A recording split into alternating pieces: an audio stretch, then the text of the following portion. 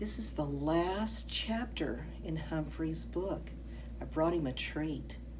So he wanted to come to say bye. We're going to put him back in his cage, and I'm going to read you the last chapter. But we've got good news. There are at least 10 more books that are about Humphrey that you can read if you loved the book that our school read this year. So snuggle up. Get ready for Chapter 15, Happy Hamster Day. In December, things in room 26 really began to change. For one thing, it got cold outside and a little chilly by my window. In the morning, frost pictures would appear on the glass. One picture looked like a big snowflake. Another looked like a lion. Scary. Still, it was nice and cozy in my sleeping house. More snowflakes appeared, not real ones, but cut-out paper snowflakes bordering all the chalkboards. And there were snowmen made out of fluffy cotton and pictures of candles and packages and sleighs. The holidays were almost here. Christmas and Hanukkah and Kwanzaa. There were songs to be sung and presents to be wrapped and a big 2-week vacation to come. The weekend after Thanksgiving break, I went home with Pay Attention Art.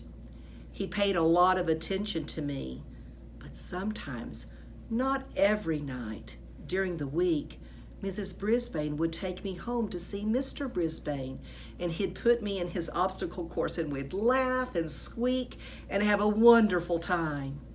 The next weekend, I stayed at Gail Morgenstern's house.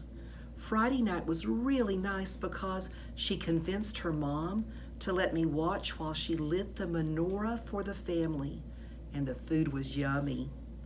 I was glad that Mrs. Brisbane didn't take me home every night.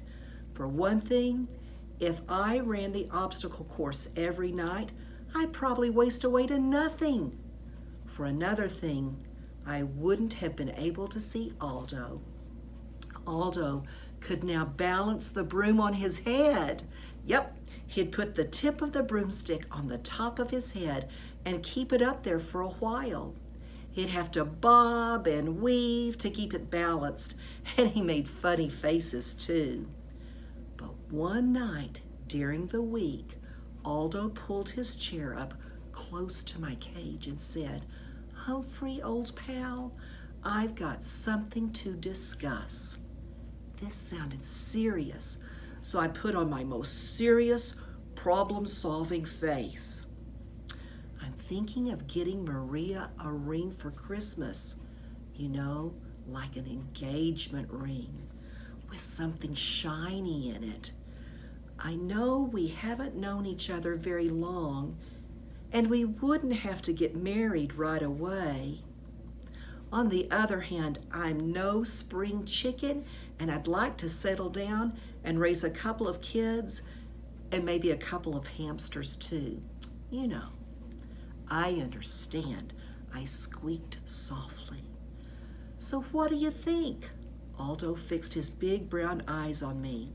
"Should I ask her to marry me?" I stood up on my hind legs and screeched, "Do it, do it, do it." Let's turn the page. Then he stood up and shouted, "You're right, I will. I'd be crazy not to." He raced out of the room so fast, he forgot his cleaning cart.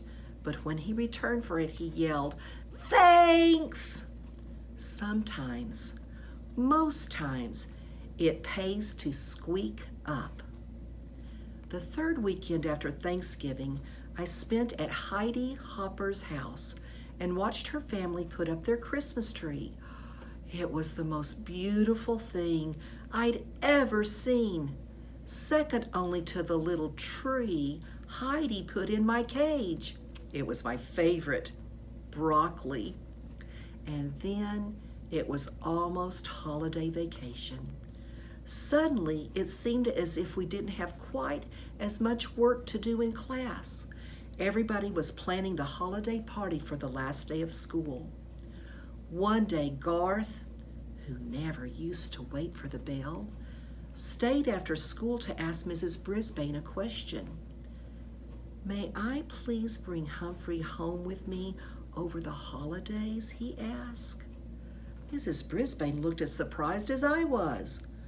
"Well, Garth, I thought that was a problem." Garth smiled broadly. "My mom is much better now, and Dad says it's okay to bring Humphrey home." Mrs. Brisbane smiled back. "That is wonderful news.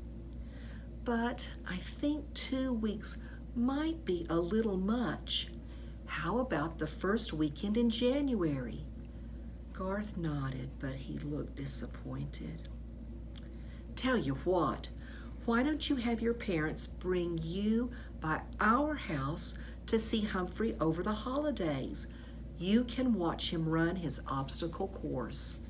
Garth didn't look disappointed anymore.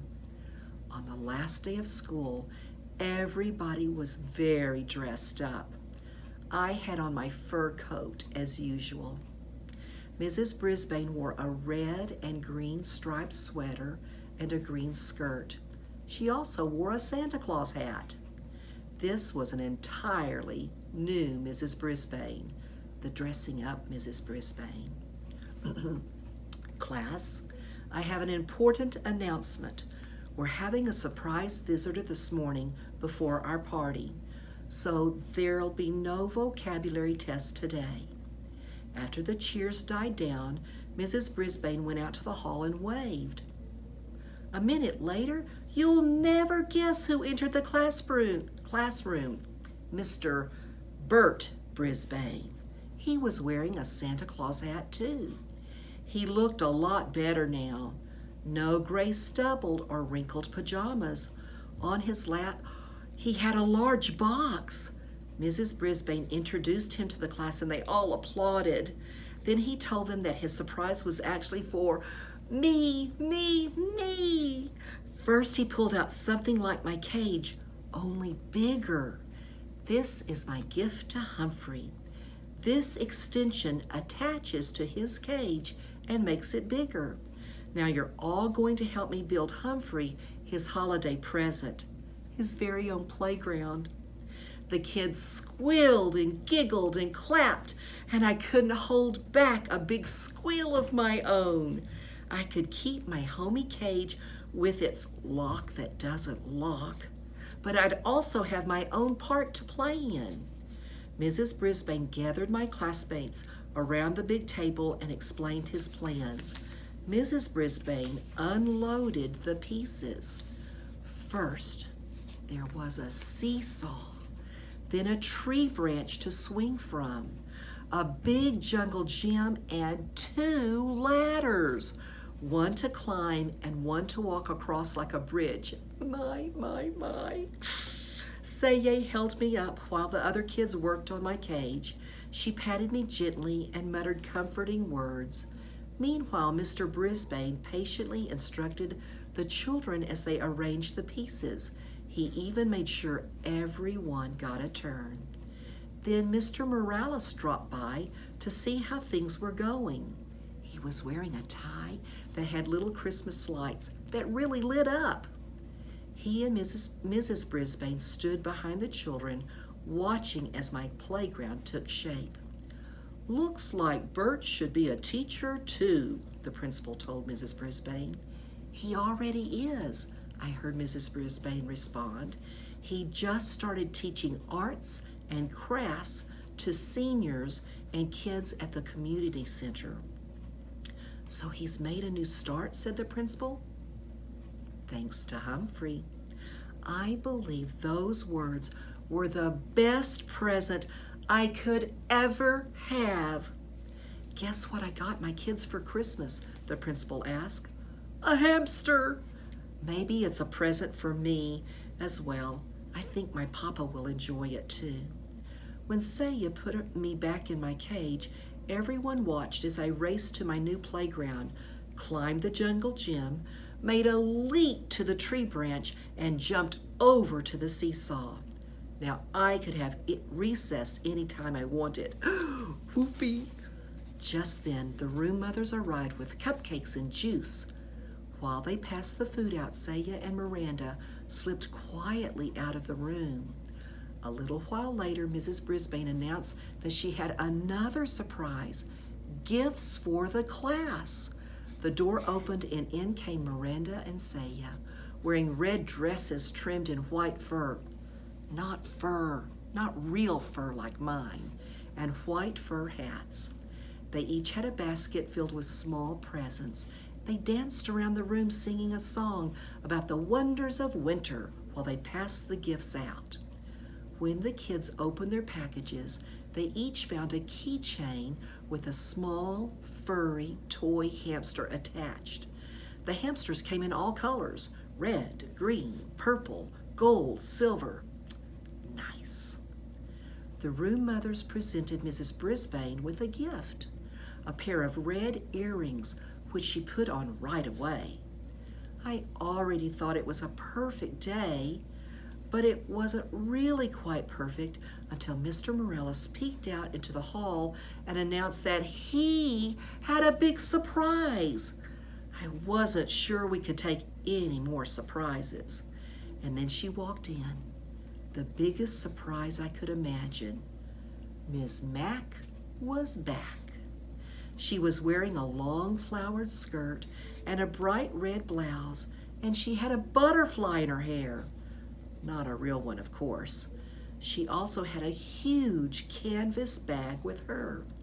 "Remember me?" she asked with a huge smile.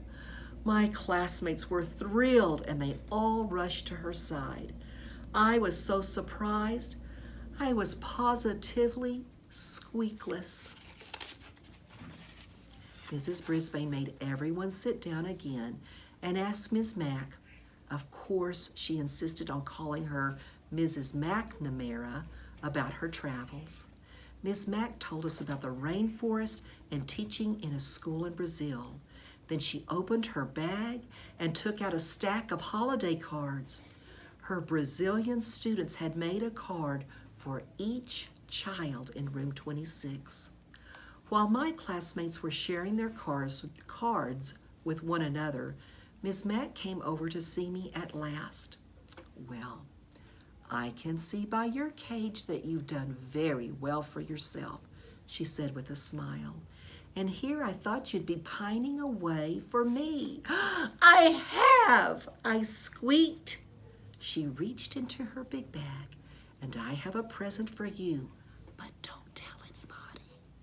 She pulled out a brand new tiny notebook with blank pages, lots of them, and a new tiny pencil with a very sharp point. "I thought you might need this." Then she tucked it behind my mirror. Miss Mack stared at me a little longer, then softly said, "I've seen a lot of creatures in a lot of places in the last few months, but you're still the handsomest and smartest of all." "Yes, yes, yes. And don't worry, I'll be back to see you again." She was still the same wonderful Miss Mack. I'd follow her to the ends of the earth, I thought, or at least to Brazil. But then it hit me. As much as I love her and she loves me, Miss Mack doesn't need me. Not as much as the Brisbanes and my classmates and their families do. Maybe that's what Miss Mack was thinking when she left me in room 26. This is where I belong. All too soon the bell rang.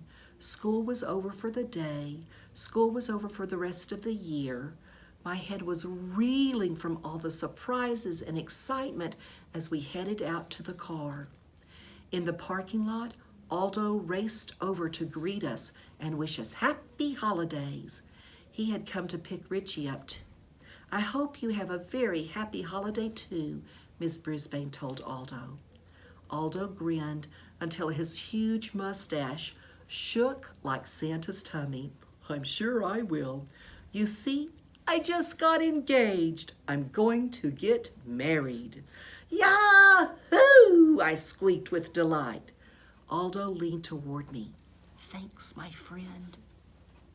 That night at the Brisbane's house, there was one more surprise. The doorbell rang and a very tall and good-looking young man appeared. He was wearing a Santa Claus hat. But he wasn't Santa. He was Jason, the Brisbane son. He had come all the way from Tokyo to surprise his parents. They were so happy to see him. They both cried just a little. I almost cried too. Soon the house was filled with friends and neighbors, and Miss Brisbane played piano while everyone sang carols and drank hot cider. I nibbled on raw apple and squeaked along. Later that night, when the house was quiet, I thought about all I'd done in the months since I had left Pet Orama. I didn't know anything about the world then, but I've sure learned a lot. I can read and write, and I know all the state capitals. Just ask me one. I learned you should never, ever turn your back on a dog, and that it's a good idea to turn off the TV once in a while. I found out kids have problems, and so do teachers and principals. Sometimes all people need is a little encouragement. Most of all, I learned that one small hamster really can make a big difference. I decided to write down some of the things I've learned from my adventures, but there was just one more line left in my first notebook. So I thought, and then I scribbled down exactly what I was feeling deep in my hamster heart. Joy, joy, joy to the whole wide world. And that includes you, Humphrey. I hope you enjoyed the last chapter.